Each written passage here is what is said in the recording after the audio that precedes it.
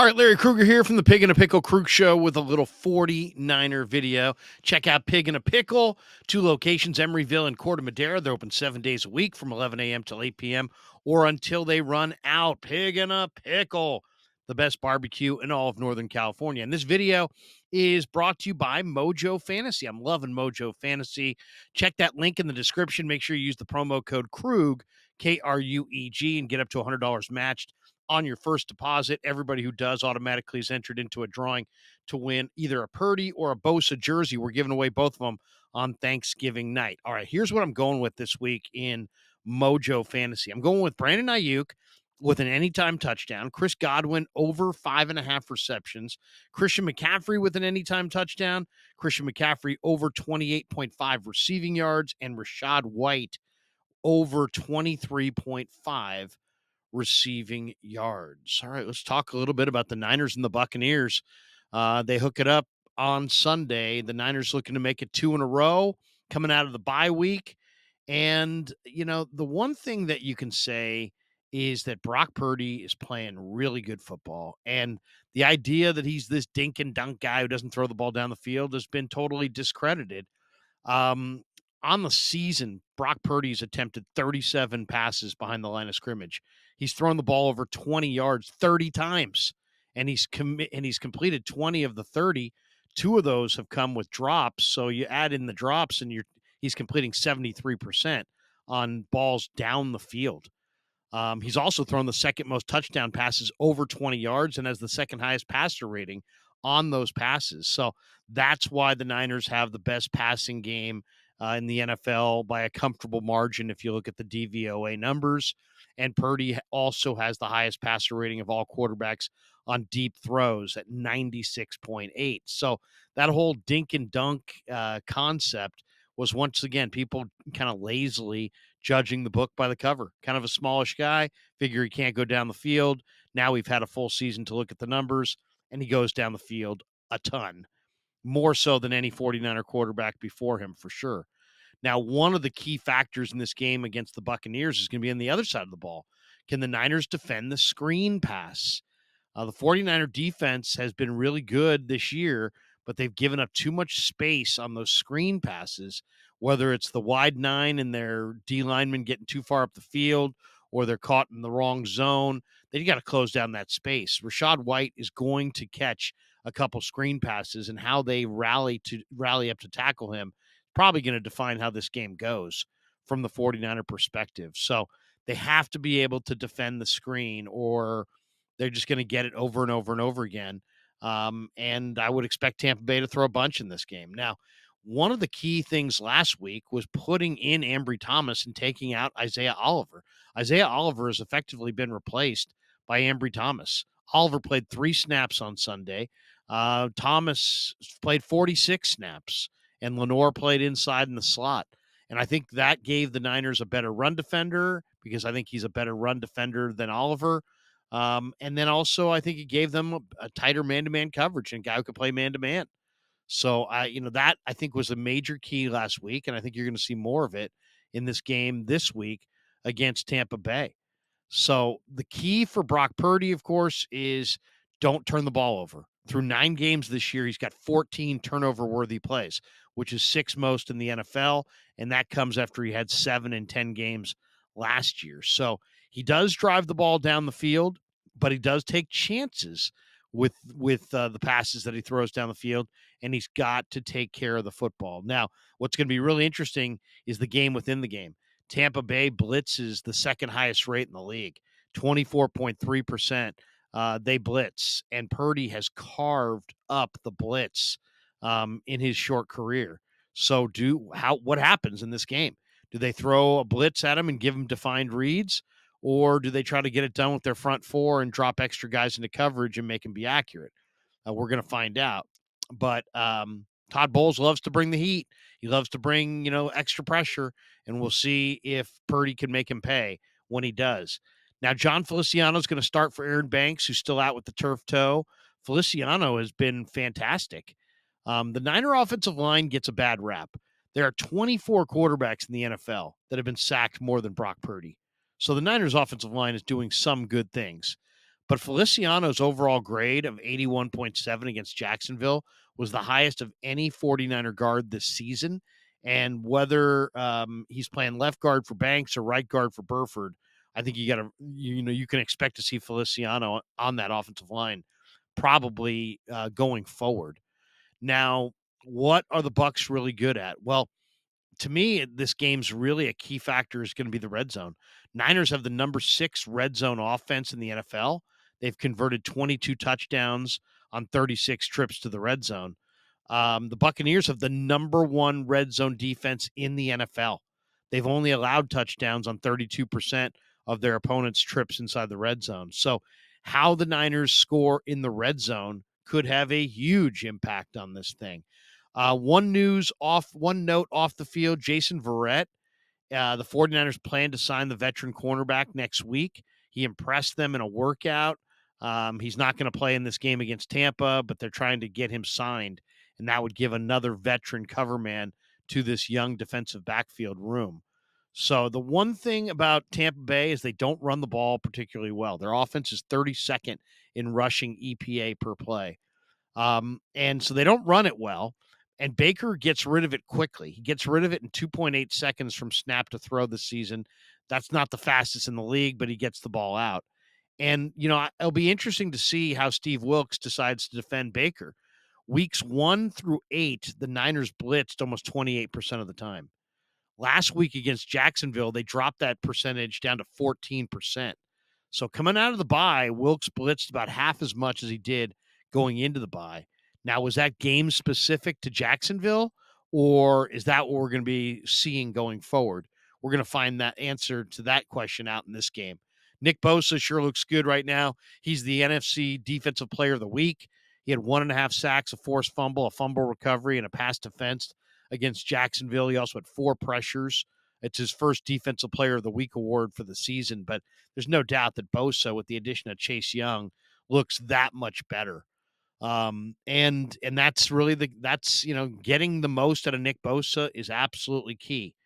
One of the other things that we know we're going to see in this game when teams are going against the Niners and they see Nick Bosa and now Chase Young and Javon Hargrave and this great defensive line, they say to themselves, we got to get the ball out. Got to get the ball out fast. Offenses tend to throw a lot of short passes against the Niner defense. In fact, 44% of the time. It's also where the Niners have been vulnerable defensively. So can the Niners, for the second week in a row, take away the opposing team's quick game like they did against Jacksonville? Last week, they took away Jacksonville's quick game, confused Trevor Lawrence, and got him out of rhythm, and then went and sacked him. Can they do the same thing to Baker Mayfield? If you look at the Buccaneers on offense, they're the 22 ranked offense, 31st run offense, 15th pass offense. So they don't have a strong run game. They will throw it to Rachaad White out of the backfield, so the Niners have to worry about defending the screen game. But this is not a great rushing attack. That has been a major key to beat the Niners is run the ball on them. And then the Buccaneers defensively, they're 24th defensively, 6th against the run, but they're 31st against the pass.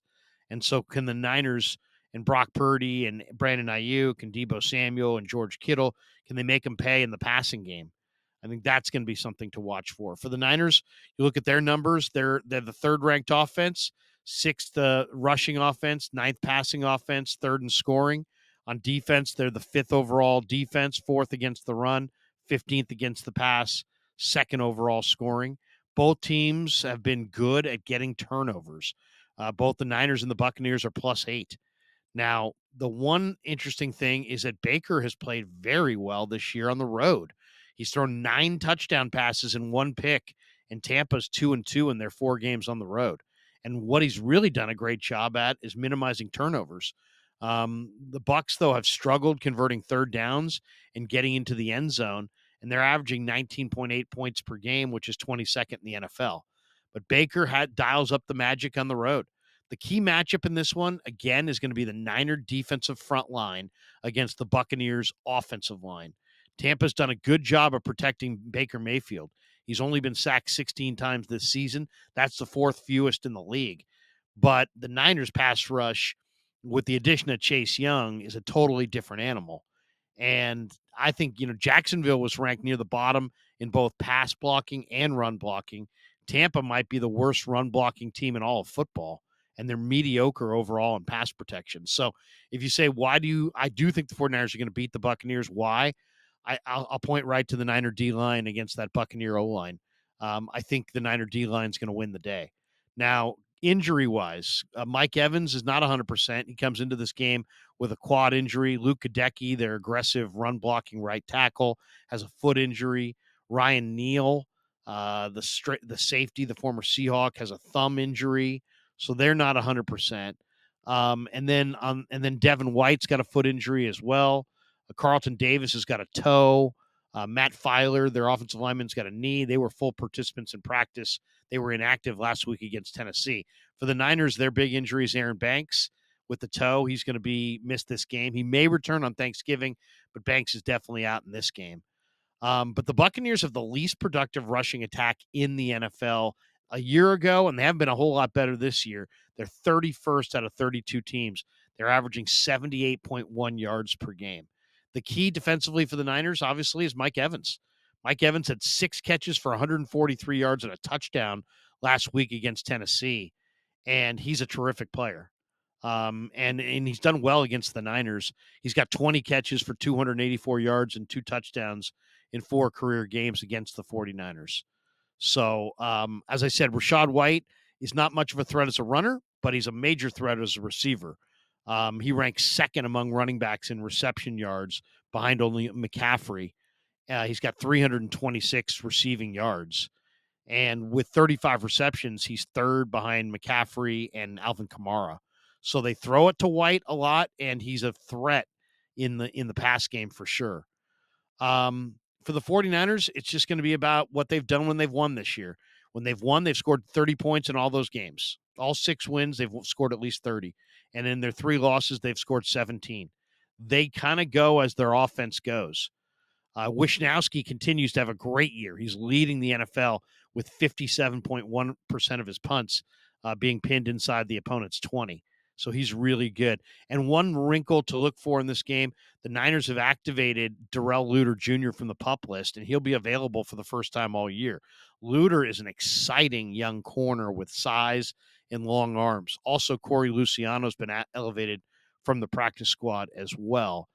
Niners this week in practice got a good week out of Chris Conley, who did a great job emulating Mike Evans.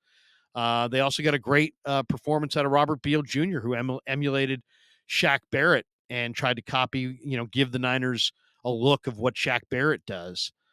I thought the greatest line of the week, might have been, there was really 2 of them. One came from Trent Williams on Brock Purdy's ascent from being, Mr. Irrelevant to the NFL's number 1 rated quarterback. Trent said, it's like playing the lottery and hitting the Powerball when it's at $2 billion. So I don't know that people really even realize how good Brock is really playing. He's the number 1 quarterback in QBR. He's operating behind an offensive line that ranks number 22 in the NFL in pass block win rate. So he's not necessarily operating behind just a monster, awesome line that leaves him untouched, and yet still he's number 1 in the NFL in QBR. The other quote this week came from Brock on a question I asked him. I said, how do you balance staying aggressive versus playing smart and taking the check down? And he said, the one thing I've learned for sure is to try to take out fear, to throw that out the window and play clear-minded, play like a surgeon. So, he's in a good spot mentally. He's also the only quarterback in the NFL who's posted positive efficiency numbers against every type of coverage this season. One guy to look for on the back end who's going to be tested today is Diamador Lenore. Lenore has not allowed a touchdown in 348 snaps. So that's a nice little thing that he's got going right now. One other note, Nick Sakel done for the year with the torn bicep. His season is done. He's going to need surgery, and the Niners are going to place him on season-ending IR. Couple last thoughts here. To me, the one thing to look at with the 49ers is, are they making tackles or are they missing tackles? Beginning of the year, this is their missed tackle rate: 7, 8, 3, 4, 2. Then you get to Cleveland, they missed 10. And Minnesota, they missed 9. Cincinnati, they were totally gassed. They missed 13 tackles. Last week, they bounced back nicely against Jacksonville. They look much fresher. They only missed 7. To me, how well they tackle will go a great distance to determining if they win this game. The one thing about Tampa Bay is you got to take care of the football. The Bucks get takeaways. They have just 8 turnovers this year, which is tied for second best in the NFL. They don't turn it over themselves, and they've taken it away 16 times. And that is really, really good. So the one thing the teams have done against Baker this year, they've played a ton of zone. He's seen man-to-man defenses on just 33% of his dropbacks, second lowest rate in the league. Teams have zoned him up 66% of his dropbacks. That's the second highest in the league. And it's understandable given the splits. Mayfield has a QBR of 82.6 against man-to-man, which is 5th overall in the NFL. That number falls from 82.6 to 48.8 against zone, which is 18th in the NFL. So suffice to say, Niners are going to pressure with their front four, and they're going to play some basic zone principles behind it, and they're going to try to have Baker Mayfield prove that he can be efficient against their zone defense. I like the 49ers to win this game. I think it's going to be something like 35-17. I think it could be close for a quarter and a half. I think the Niners will pull away. The difference will be the Niners will take away the run game completely from Tampa, score themselves, get a little distance between the two teams on the scoreboard, and then pin back their ears and hunt Baker and get turnovers. I really think 49ers will wind up getting 35, and I'm saying 35-14, 35-17, something like that for the Buccaneers. So I think the Niners are going to get another win and roll into Thanksgiving night in Seattle, the winners of 2 straight, and firmly back in their good groove from earlier in the year. All right, thanks to Pig and a Pickle for being the title sponsor of the Krug Show. Thanks to Mojo Fantasy for sponsoring this video. Check that link in the description. Make sure you use the promo code Krug, and you'll get up to $100 matched on your first deposit. Everybody who does it automatically is entered into a drawing to win a Purdy or a Bosa jersey on Thanksgiving night. And thanks to all you guys for supporting the Krug Show on YouTube.